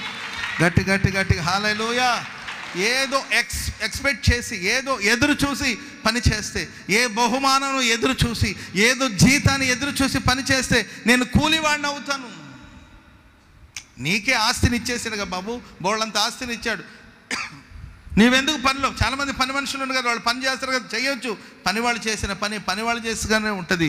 నేను కుమారుణ్ణి, నా తండ్రి పొలం మీద నాకు బాధ్యత ఉంది, నా తండ్రి పొలంలో నేను ఉండాలి, నా తండ్రి పొలంలో నేను ప్రయాసపడాలి. Praise the lord. చెప్పండి గట్టిగా హల్లెలూయా. హల్లెలూయా. ఇన్నాళ్ళుగా నేను నిన్ను సేవిస్తున్నాను. నిజమే, ఆ మాటలో అర్థం ఉందండి, ఆ మాటలో సత్యం ఉంది. ఇన్నాళ్ళు నేను నిన్ను సేవిస్తాను. ఏదైనా ఆశించానా? ఎప్పుడైనా ఒక మేకపిల్లనన్నా నా ఫ్రెండ్స్తో పాటు నేను వెళ్ళి ఎంజాయ్ చేయడానికి ఏ రోజైనా అడిగానా నేను? Praise the lord. ఆ మాట కొంచెం మనకు కఠినంగా అనిపించినా కూడా దాంట్లో సత్యం ఉందా లేదండి? ఆడికి ఫ్రెండ్స్ లేరా? ఏమా మీకు ఫ్రెండ్స్ లేరా? మీకు ఫ్రెండ్స్ లేరో చెప్పండి? ప్రతి వాళ్ళకి ఎవరో స్నేహితులు ఉంటారు. మీ స్నేహితులతో కలిసి ఏనాడు రెస్టారెంట్కి వెళ్ళి శుభ్రం కనీసం పెద్ద 5 స్టార్ హోటల్కి వెళ్ళకపోయినా ఆ రోడ్డు పక్కన నేతి ఇడ్లీ అమ్ముతారు కదండి, లేకపోతే ఆ పానీపూరి బండి దగ్గరికన్నా వెళ్ళి లక్షల రూపాయలు కాకపోయినా కనీసం ఒక 100 రూపాయలు ఖర్చు పెట్టి 4 పానీపూరి తిని వచ్చిన స్థితి ఉంటుంది కదా. Praise lord. ఏనాడైనా నాన్న నేను ఒక మేకప్ పిల్లనివ్వండి, వీకెండ్ పార్టీకి వెళ్ళి నేను నా ఫ్రెండ్స్తో పాటు తిని తాగి వస్తానన్న, పొలంలో రాత్రి మగులు కష్టపడి ఈనాడు నాన్న నేను నిన్ను సేవిస్తున్నాను. Praise the lord. అమెరికాలో మొన్న ఒక దైవ సేవకుడిని కాల్చి చంపేశారు. చార్లీ క్రిక్ అనే వ్యక్తిని చంపేశారు. ఆయన గురించి నేను 2-3 విషయాలు, అంటే ఆయన గురించి ఏంటంటే న్యూస్లో వాటిలో పెట్టి నేను చూశాను. ఆయన 31 ఇయర్స్ అంటే ఆయనకి 31 సంవత్సరాలు. ఎక్కడికి వెళ్ళినా ఆయన ప్రభు గురించి ప్రకటిస్తుంటాడు. పెద్ద ఆస్తిపరుడు. ఇంకొక 10 సంవత్సరాలు ఉంటే ఆయన అమెరికా దేశానికి అధ్యక్షుడిగా మారగలిగినంత మంచి క్వాలిటీస్ ఆయనలో ఉందంట. ఇంకొక 10 ఇయర్స్ ఉంటే ఆయన మేబీ ఫ్యూచర్లో ఆయన అమెరికా దేశానికి ప్రెసిడెంట్గా మారవచ్చు. అన్ని గుడ్ క్వాలిటీస్ ఆయన దగ్గర ఉంది. ట్రంప్ కూడా చాలా నియర్గా ఉంటాడు, ఆత్మీయుడు. ఆయన ఏ డిబేట్లు వీటికి వెళ్ళినా, ఎక్కడికి వెళ్ళినా, ఎవరు ఎలాంటి ప్రశ్నలు అడిగినా, ఎన్ని ప్రశ్నలు అడిగినా ఆయన చిరునవ్వుతో సమాధానం చెప్తాడే తప్ప ఎక్కడ ఉక్రోషంగా వాద వివాదాలు పడిపోయి ఉక్రోషంగా ప్రవర్తించే అనుభవం ఎక్కడ చూసినా చిరునవ్వుతో సమాధానం చెప్పే ఒక మంచి దైవజనుడు.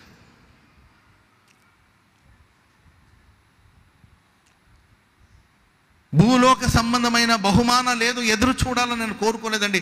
ప్రతి స్థలములో క్రీస్తుని ప్రకటించాలి, దేవుని ప్రకటించాలి, దేశానికి క్షేమం జరగాలి, దేశంలో ఉన్న ప్రజలు క్రమశిక్షణగా బ్రతకాలి, నీతి తప్పి ప్రవర్తిస్తున్న మనుషులకు నీతిని ప్రకటించాలి. ప్రతి స్థలమందు క్రీస్తు ప్రేమను, పవిత్రతను ప్రకటిస్తూ వచ్చాడు ఆయన.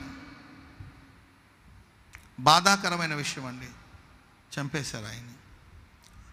ప్రేమైన వల్లరా, ఈ భక్తులందరూ కూడా భూలోక సంబంధమైన బహుమతుల కోసం, ఘనత కోసం పోరాడిన వాళ్ళు కాదండి. నా తండ్రి పని మీద నేను ఉండాలి, నా తండ్రి పని నేను చేయాలి, నా తండ్రిని నేను సేవించాలి, నా తండ్రి పనికి పరలోకమందు నాకు ప్రతిఫలం దయచేస్తుంది. ఆయన భూమి మీద బ్రతికిన కాలం కొంచెమే కావచ్చండి, కానీ పరలోకమందు ఆ భక్తుడికి దేవుడు గొప్ప ప్రతిఫలాన్ని దేవుడు అనుగ్రహించబోతున్నాడు. పరలోకమందు గొప్ప ప్రతిఫలాన్ని దయచేయబోతున్నాడు. హల్లెలూయా.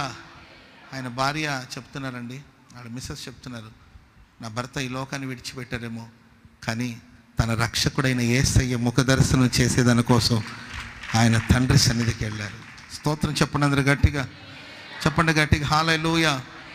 కాబట్టి ప్రేమైన వాళ్ళరా, మనం ఈ పెద్ద కుమారుడు ఆయనలో ఉన్న శ్రేష్టమైన అనుభవం ఏంటంటే తండ్రిని సేవిస్తాడు, తండ్రి పని మీద ఉంటాడు, తండ్రి పొలంలో ఉంటాడు, తండ్రి కోసం కృషి చేస్తాడు, తండ్రి కోసం శ్రమపడే మనస్సు. భూమి మీద మనం సేవ చేసిన, భక్తి చేసిన రోజు మన పరలోకానికి వెళతాం ప్రియులరా. అక్కడ ప్రభు బలానమ్మకం అయిన మంచి దాసుడా, యజమానుని సంతోషంలో పాలు పంపు. చాలండి, దీనికోసం మనం పరిచర్య చేద్దాం, దీని కొరకు మనం పోరాడదాం. మనిషికి అన్న వస్త్రాలు ఉంటే చాలని బైబిల్ సెలవిస్తుంది. దేవుడు మనకు సమృద్ధిగానే ఇచ్చాడు అన్నం, మనకు వస్త్రాలు కూడా సమృద్ధిగానే ఇచ్చాడు. నాకు తెలిసినంత వరకు మనకి ఏ లోటు చేయట్లేదు ప్రభు.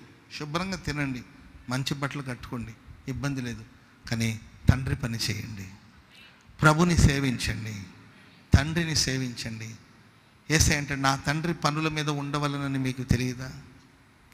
నా తండ్రి బిజినెస్లో నేను ఉండాలి, నా తండ్రి పని మీద ఉండాలి. తండ్రి పని ఏం తెలుసండి?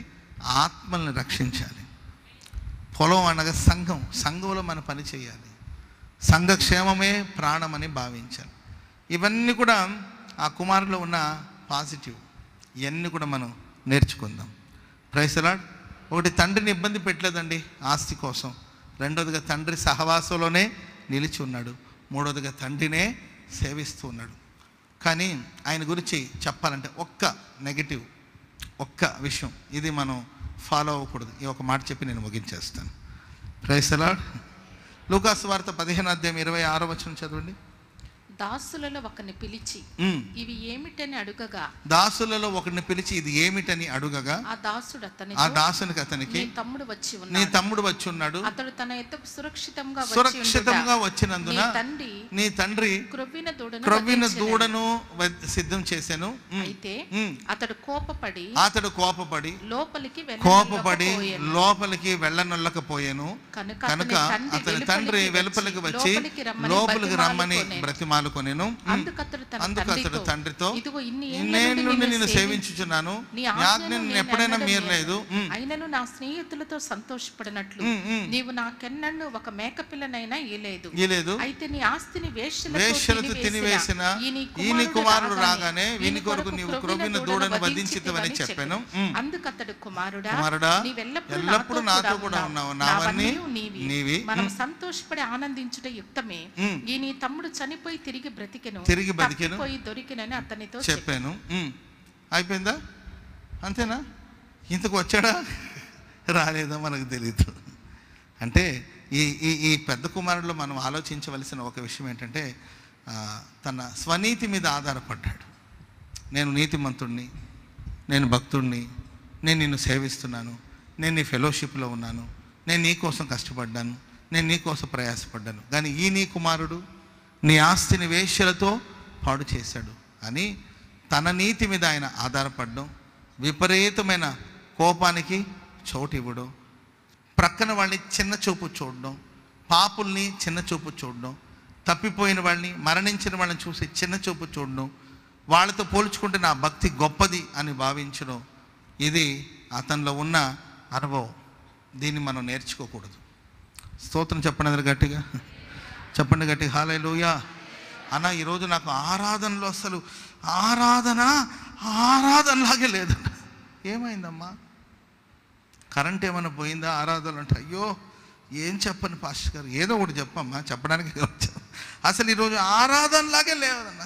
అస్సలు నాకు ఆత్మ కూడా రాలేదు. అసలు వాళ్ళు ఏం పాడుతున్నారో నాకు అర్థం కాలేదు, ఏం చదువుతుందో నాకు అర్థం కాలేదు, అన్నేం బోధించడో నాకు అర్థం కాలేదు. ఆఖరి ప్రార్థన ఎప్పుడో అని అనుకుంటున్నాను. ఆ ఆఖరి ప్రార్థన కూడా త్వరగా ముగిస్తారంటే ముగించలే. ఎప్పుడు ముగిస్తారని ముగించిన వెంటనే గేటు దాటి బయటకు వచ్చాను. అప్పుడు ఆక్సిజన్ అందింది అన్నయ్య. ఏమైందమ్మా అంత బాధ అంటే, నా పక్క నా పనికి మళ్ళీ తెచ్చి కూర్చున్నది. ఏ పనికి మళ్ళీదంటే అదేనన్నయ్య మొన్న వారం గొడవ అయింది, మీకు తెలీదా అంటే, ఏం గొడవ అంటే, మొన్న వారం నాకు ఆ 4 ఇళ్ళు అవతల ఒక ఆమె ఉంటుంది కదా, ఆమె కూడా మన చర్చిగా వస్తుంది, ఆమెకి నాకు ఏదో చిన్న గొడవ అయింది. మరి నేను వచ్చి కూర్చొని కళ్ళు మూసుకొని ఉన్నాను అన్నయ్య, ఎప్పుడు వచ్చి కూర్చొనిందో తెలియదు. ఇక నేను కళ్ళు మూసుకొని తండ్రి అయ్యా దిగిరానాయనా అనుకొని ఇటు చూస్తే అది కూర్చున్నది పక్కన. దానికి సిగ్గుందా అన్న?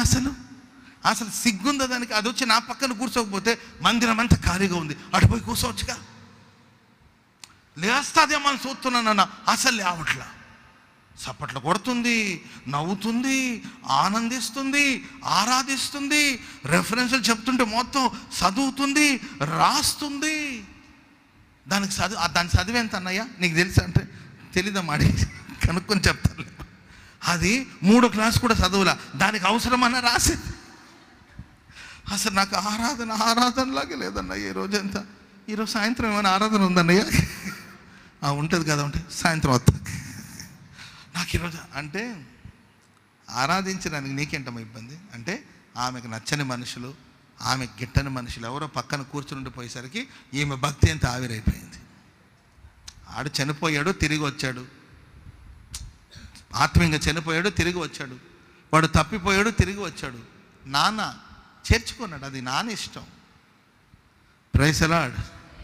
ఎప్పటికైనా కానీ భక్తి విషయంలో ఎవరిని పోల్చుకోవద్దు. ఎవరి పరుగు పందులో వాళ్ళు ఓపిక పరిగెత్తుతుంటారు, అంతేకా.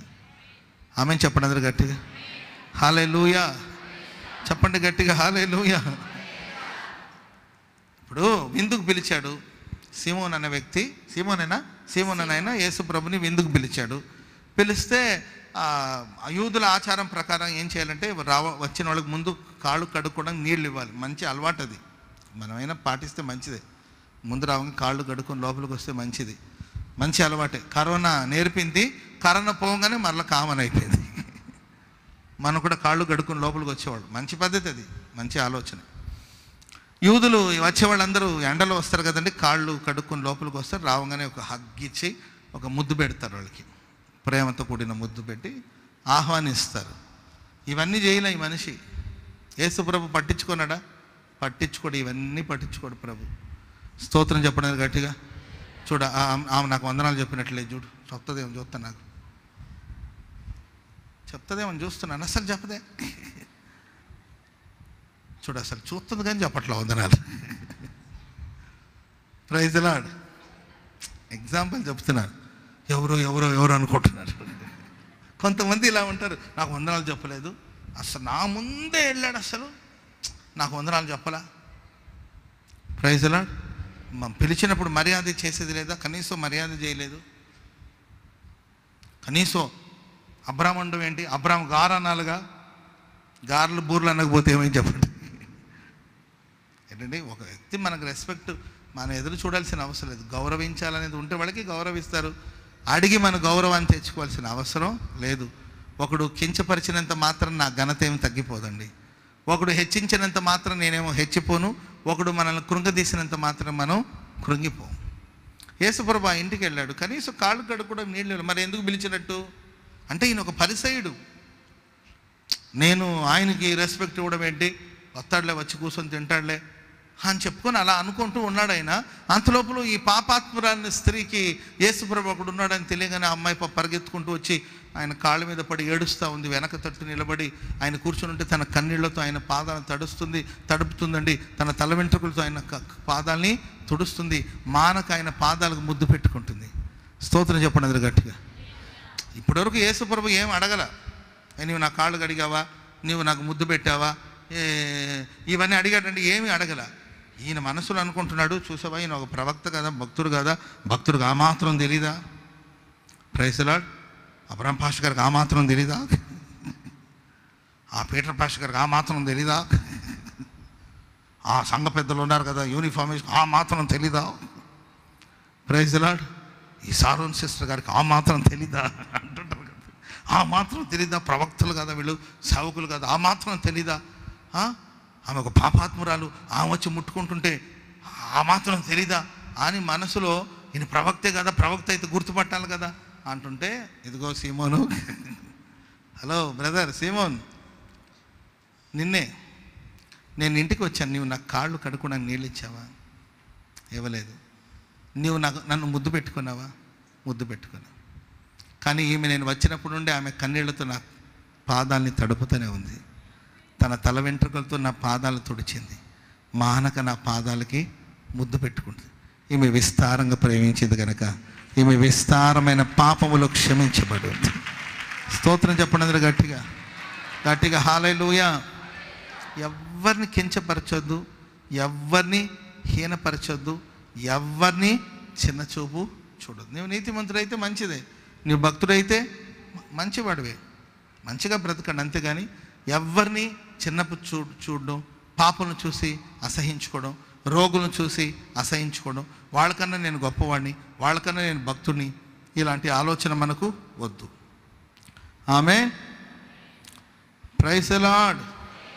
చెప్పండి గట్టిగా హల్లెలూయా. బైబిల్ సెలవిస్తుంది, మొదటివాడు కడపటివాడు అవుతాడు, కడపటివాడు మొదటివాడు అవుతాడు. నేనే గొప్ప అనుకుంటారు. ఆ మాట కూడా చదువుని. లూకా సువార్త 13:28 లూకా 13:28. అబ్రహాము, ఇస్సాకు, యాకోబులు సకల ప్రవక్తలను దేవుని రాజ్యంలో ఉండుటయు వెలుపలికి త్రోయబడుటయు, వాళ్ళందరూ పరలోకంలో ఉంటారు, మీరు వెలుపలికి త్రోయబడతారు. మీరు చూచినప్పుడు ఏడ్చుచు పళ్ళు కొరుకుతారు. మరియు జనులు తూర్పు నుండి పడమట నుండి ఉత్తరము నుండి దక్షిణం నుండి వచ్చి దేవుని రాజ్యములో కూర్చుంటారు. ఇదిగో కడపటి వారిలో కొందరు మొదటి వారగుదురు, మొదటి వారిలో కొందరు ఆ దిక్కు నుండి ఈ దిక్కు, తూర్పు నుండి పడవ నుండి ఉత్తర దిక్కు నుండి దక్షిణ దిక్కు నుండి అనేకులు వచ్చి దేవుని రాజ్యంలో కూర్చుంటారు. కానీ మొదటి వాళ్ళు కడపటి వాళ్ళు అవుతారు. కొందరు దేవుని రాజ్యంలో ప్రవేశిస్తారు, కొంతమంది వెలుపట చీకట్లోనికి త్రోయబడతారు. అక్కడ ఏడుపును పళ్ళు కొరుకుతూ ఉంటుందంట. కాబట్టి ప్రియమైన వారలారా, మనకు ఆసక్తి ఉండొచ్చు. యూదులు, ఇశ్రాయేలు ప్రజలు ఎంతో ఆసక్తి కలిగిన వాళ్ళు, కానీ వాళ్ళ ఆసక్తి జ్ఞానయుక్తమైనది కాదని బైబిల్ సెలవిస్తుంది.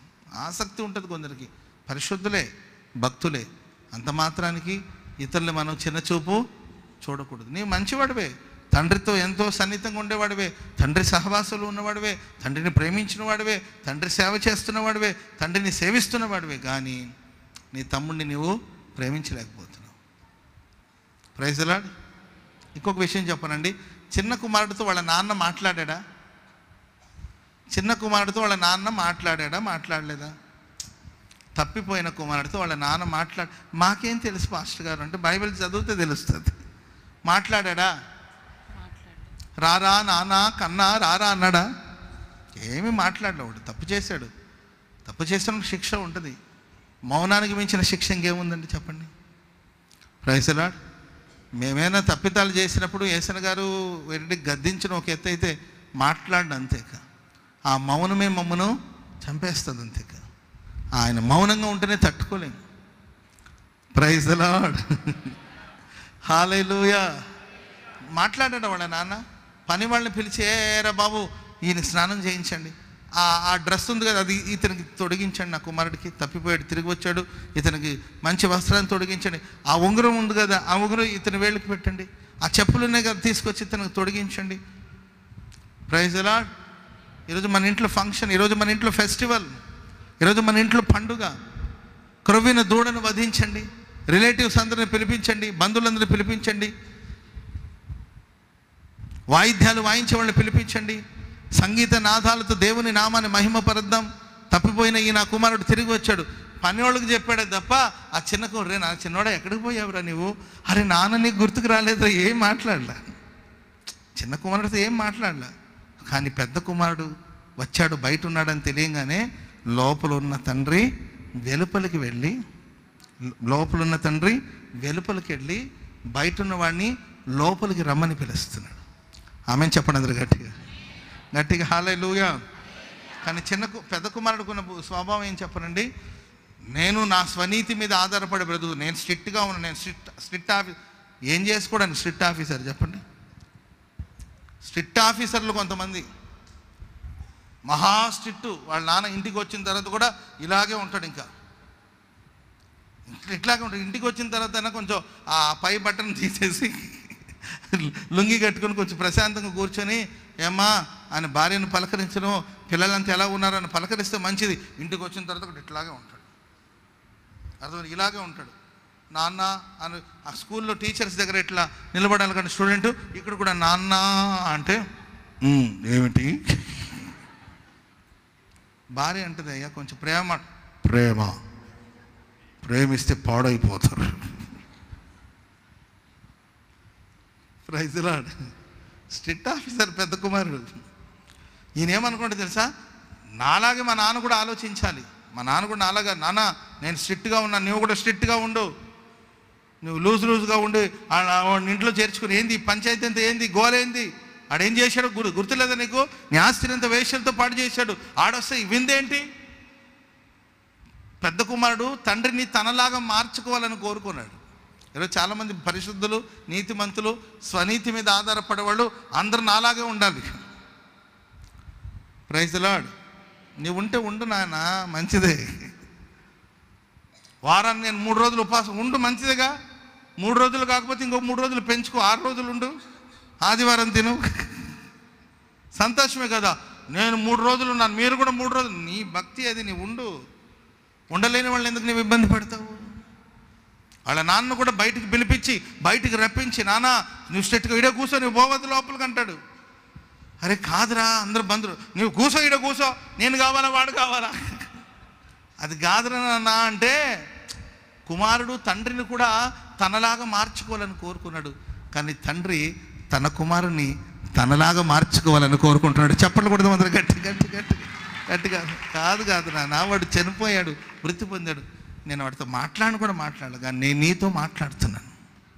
నువ్వు పరిశుద్ధుడివి, అందుకే నీతో మాట్లాడుతున్నాను. నువ్వు పరిశుద్ధుడు, అందుకే నీ దగ్గర సమయాన్ని స్పెండ్ చేస్తున్నాను. నువ్వు పరిశుద్ధుడు కనుక నీ కోసం నేను బయటకు వచ్చాను. లోపలికి రమ్మని పిలిచాడు. బహుశా ఆయన వెళితే బాగుండేది, వెళ్ళాడో లేదో మనకు తెలియలేదండి. అక్కడ క్లోజ్ చేసేసారు. Praise lord. ఇది పార్ట్ 2 ఉంటే బాగుండేదేమో ఏంటండి, ఇది పార్ట్ 2 ఉంటే బాగుండేదేమో, కానీ అంతటితో క్లోజ్ చేశారు. దీనికి ముగింపు మనకు కావాలంటే ఖచ్చితంగా మనం పరలోకానికి వెళ్ళి ప్రభుని అడగాల్సిందే. ప్రభువా, ఇంతగా పెద్ద కుమారుడు లోపలికి వెళ్ళాడో లేదని అక్కడ అడిగి తెలుసుకోవాల్సిందే. సరే, నాకు వెళ్ళి తెలుసుకోవాలని ఉంది, తెలుసుకొని మళ్ళా వస్తే చెప్పొచ్చు మీకు, నేను రాకపోతే మీరు వచ్చినప్పుడు అక్కడ చెప్తా. Praise lord. ఒక ముసలిది పోతూ వాళ్ళ కోడల్ని పిలిచిన ఏంటంటే, మా వెళ్ళిపోతున్నారా, చెవులు ఒక మాట చెప్పాలి నీకు అనంటే, ఏం చెప్పద్దంటే, ఆ 7ంటికి ఒక సీరియల్ అవుతుంది కదా, దాన్ని ఆఖరి దాకా చూడవే, ఆఖరి ఎపిసోడ్ దాకా చూడమంటే, ఎందుకు అత్త పోయేటప్పుడు అంటే, నేను ఆ సీరియల్ ముగింపు తెలియకుండానే పోతున్నా, దాన్ని ముగింపు చూసి నువ్వు కూడా ఒకరోజు పైకి వస్తావు కదా, అప్పుడు ఆ ఎపిసోడ్ నువ్వు నాకు చెప్తావు అట్లా. సో ఇది అంతటితో క్లోజ్ అయింది. నేను అనుకుంటున్నాను, మనసు మార్చుకుని ఆ కుమారుడు వెళ్ళుంటే బాగుంటుంది. స్తోత్రం చెప్పండి అందరూ గట్టిగా. లేదు, స్వనీతి పరుడుగా ఉండి నేనే నీతిమంతుడని తన స్వనీతి మీద ఆధారపడి ఒకళ్ళు బ్రతుకుంటే అది ఆ పెద్ద కుమారుడికి ఒక విషాదం, అదొక విషాదమైన ముగింపు. ప్రేమైన వాళ్ళారా, ప్రియులైన పిల్లల వలె మనం నడుచుకుందాం. ఆమెను చెప్పండి అందరూ గట్టిగా, హల్లెలూయా.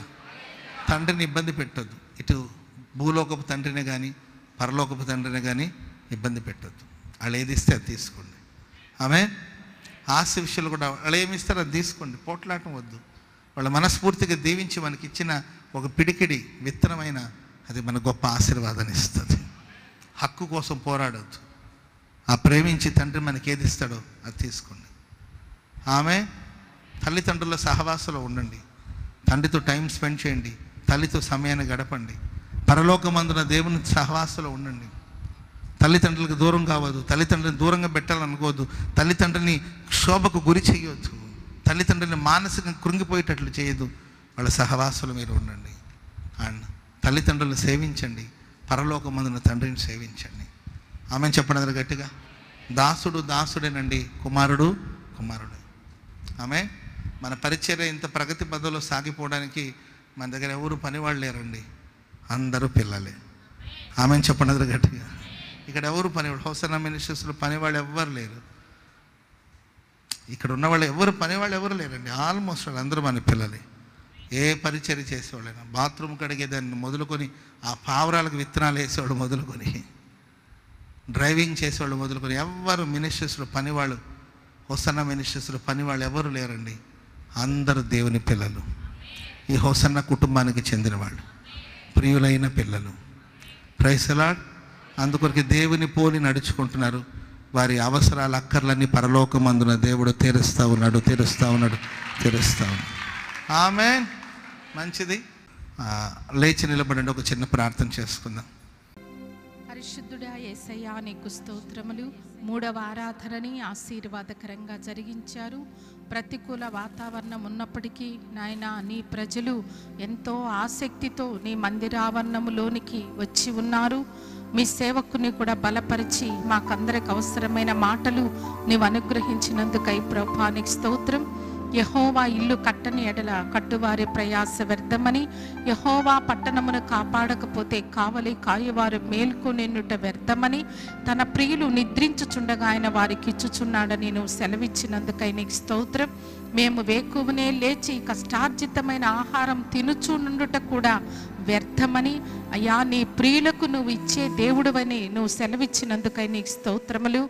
మేము ప్రియులైన పిల్లల వలె దేవుని పోలి నడుచుకోవాలని కూడా మమ్మలను హెచ్చరించినందుకై నీకు స్తోత్రములు.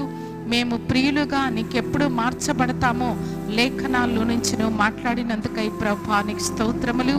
అయ్యా చిన్న కుమారుడు పెద్ద కుమారుడి యొక్క జీవితం ద్వారా మాకు అనేక పాఠాలు నువ్వు నేర్పించినందుకై నీకు స్తోత్రములు నాయనా. పెద్ద కుమారుడైతే అయ్యా తండ్రిని ఎన్నో ఏండ్ల నుంచి సేవించాడని, తన తండ్రిని ఏ విషయంలో కూడా దుఃఖపెట్టలేదని, తండ్రి సహవాసములోంచి ఎప్పుడూ బయటికి వెళ్ళలేదని అయ్యా చక్కటి ఆత్మీయ విషయాలను మీరు మాకు బోధించినందుకై ప్రభువా నీకు స్తోత్రములు అయ్యా. చిన్న కుమారుడు తండ్రిని ఎంతో దుఃఖపెట్టాడు.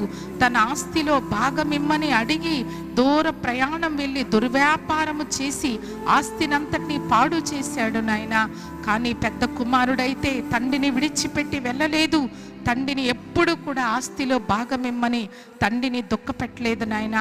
ఆనాడు ఏశావు కూడా అయ్యా ఇస్సాకు యాకోబును ఆశీర్వదించిన తరువాత ఏశావు వచ్చి తండ్రి నాకు ఒక్క దీవెన కూడా లేదా అన్నప్పుడు, ఇదిగో నీ నివాసము భూసారము లేక ఉంటుందని, నీ సహోదరునికి నీవు దాసుడు వగుదామని ఇస్సాకు నాయనా దీవించినప్పటికీ అయ్యా తండ్రి ఏశావు నాయనా దీవెనను స్వీకరించాడు నాయన. ఇస్సాకుని ఎప్పుడు కూడా దుఃఖపరచలేదు తండ్రి. అలాగే మేము కూడా మా పరలోకపు తండ్రివైన నిన్ను ఏ విషయంలో మేము దుఃఖపెట్టకూడదు యేసయ్యా, మేము నిన్ను శోధించకూడదు ప్రభా, మీరు మాకు సహాయము చేయండి అయ్యా. పెద్ద కుమారుడు తండ్రితోనే ఉన్నాడు, సహవాసంలోనే గడిపాడు నాయన. మేము కూడా ఎల్లప్పుడూ నీతోనే మేము సహవాసం చేయాలి. మా సహవాసం అయితే తండ్రితో కూడాను ఆయన కుమారుడైన క్రీస్తు యేసుతో కూడా ఉన్నదని నువ్వు సెలవిచ్చినందుకై ప్రభువానికి స్తోత్రములు. ఆనాడు లోతైతే అబ్రహామును విడిచిపెట్టి వెళ్ళిపోయినాడు, సహవాసాన్ని విడిచిపెట్టినాడు, ఎంతో నష్టపోయినాడు అయ్యా. రూత్ అయితే నయోమి సహవాసములో నిలిచి ఉంది. ఓర్పా ముద్దు పెట్టుకుని వెళ్ళిపోయినప్పటికీ రూతు అత్త అయిన నయోమిని హత్తుకున్నందువల్ల రూతు ఎంతగానో ఆశీర్వదించబడిందని సెలవిచ్చావు. ఆనాడు సీమోను పేతురుతో నువ్వు మాట్లాడి ఉన్నావు. మీరును నన్ను విడిచిపెట్టి వెళ్ళిపోవలనా అని అడిగినప్పుడు సీమోను పేతురు ఎవని వద్దకు వెళ్ళుదుము ప్రభా, నీవే నిత్య జీవపు మాటలు కలవాడవని ఏ రీతిగా నేను హత్తుకుని సీమోను పేతురు జీవించాడో మా ఆత్మీయ జీవితాల్లో కూడా యేసయ్యా మేము నీతో సహవాసం చెయ్యాలి, నీతోనే గడపాలి, నీ మందిరములో నాటబడాలి, నీ ఆవరణములో వర్ధిల్లాలి నాయన. పచ్చని ఒలీవ మొక్కవలే నీ మందిరావరణములో మేము నిలిచి ఉండునట్లుగా మీరు మాకు కృప చూపండి. అలాగే నాయన పెద్ద కుమారుడు ఎన్నో ఏండ్ల నుండి నిన్ను సేవించాడు, నీ ఆజ్ఞని ఎన్నడూ మీరలేదు ప్రభా. మేము కూడా నీ ఇంట్లో నీ సేవ చేయాలి, నీ పరిచర్య చెయ్యాలి. పరిశుద్ధాత్మదేవ అయ్యా మేము చేసే పరిచర్యను మీరు ఆశీర్వదించండి.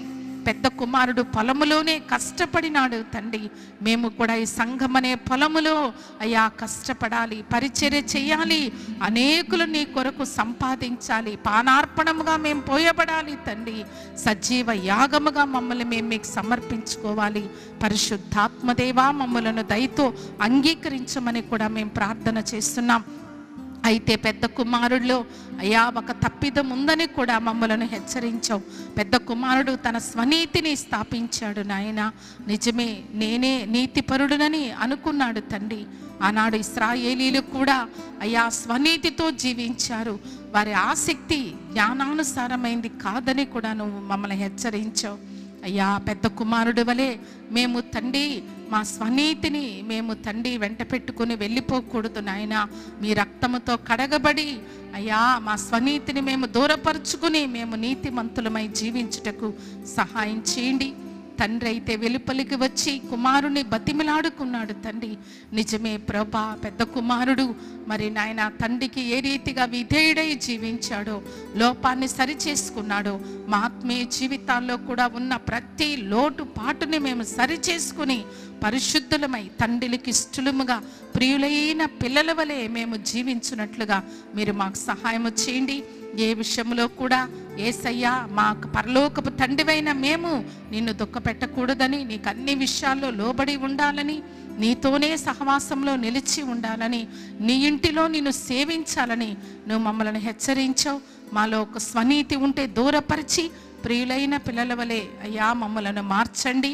ఈ వాక్యాన్ని బట్టి నడుచుకోవడానికి, నిత్య జీవానికి వారసులుగా మార్చబడడానికి మీరు మా కృప చూపండి. అబ్రహాం, ఇస్సాకు, యాకోబులు ఎంతోమంది ప్రవక్తలు తూర్పు, ఉత్తరము, దక్షిణము, పడమటి నుంచి వచ్చి పరలోక రాజ్యములో కూర్చుంటారు. కానీ కడపటి వారు మొదటి వారు అగుతారని, మొదటి వారు కడపటి వారు అగుతారని నువ్వు సెలవిచ్చావు ప్రభా. మరి మా ఆత్మీయ జీవితాల్లో మేము తండ్రి నీ కృపలో నిలిచి ఉండాలి. అబ్రహాం, ఇస్సాకు, యాకోబులతో పాటు నీ రాజ్యములో మేము నిత్య స్వాస్థ్యాన్ని మేము పొందుకోవాలి. అటువంటి అర్హత మాలో ఒక్కొక్కరికి దయచేయండి. వాక్యం చెప్పిన సేవకుని కృపనిచ్చి వాడుకున్నారు, అనేకులకు ఆశీర్వాదకరంగా మార్చండి. ఈ రాత్రికాల సమయం ఆరాధన ముగించుకొని వెళ్తుండగా క్షేమకరంగా వారి గృహాలకు నడిపించండి. మీ చిత్తమైతే మరొకసారి మేమందరం ఈ రీతిగా కలుసుకోవడానికి కృప చూపండి. యేసు నామమున అడిగి వేడుకుంటున్నాం తండ్రి, ఆమేన్. ఆమేన్. ఆమేన్. మన తండ్రి అయిన దేవుని ప్రేమ, కుమారుడైన యేసుక్రీస్తు వారి కృప, పరిశుద్ధాత్మ దేవుని అన్యోన్య సహవాసము, సన్నిధి, సమాధానము, సంతోషం సర్వలోకంలో ఉన్న సమస్త పరిశుద్ధులకు, ఈ ఆరాధనలో పాల్గొన్న వారికి, లైవ్ వీక్షించిన వారికి, దేవుని వాక్యం ప్రకటించిన తన దాసునికి చెప్పబడిన మాటలన్నీ నా జీవితాల్లో నెరవేర్చబడాలని ఎందరైతే తీర్మానంతో ప్రార్థన చేసుకుంటున్నారో వారందరికీ నిత్య దేవుని కృప, నిత్య మహిమలో ప్రవేశించేంత వరకు తోడయుండి నడిపించునుగాక. ఆమేన్. ఆమేన్. హల్లెలూయా. హల్లెలూయా. హల్లెలూయా.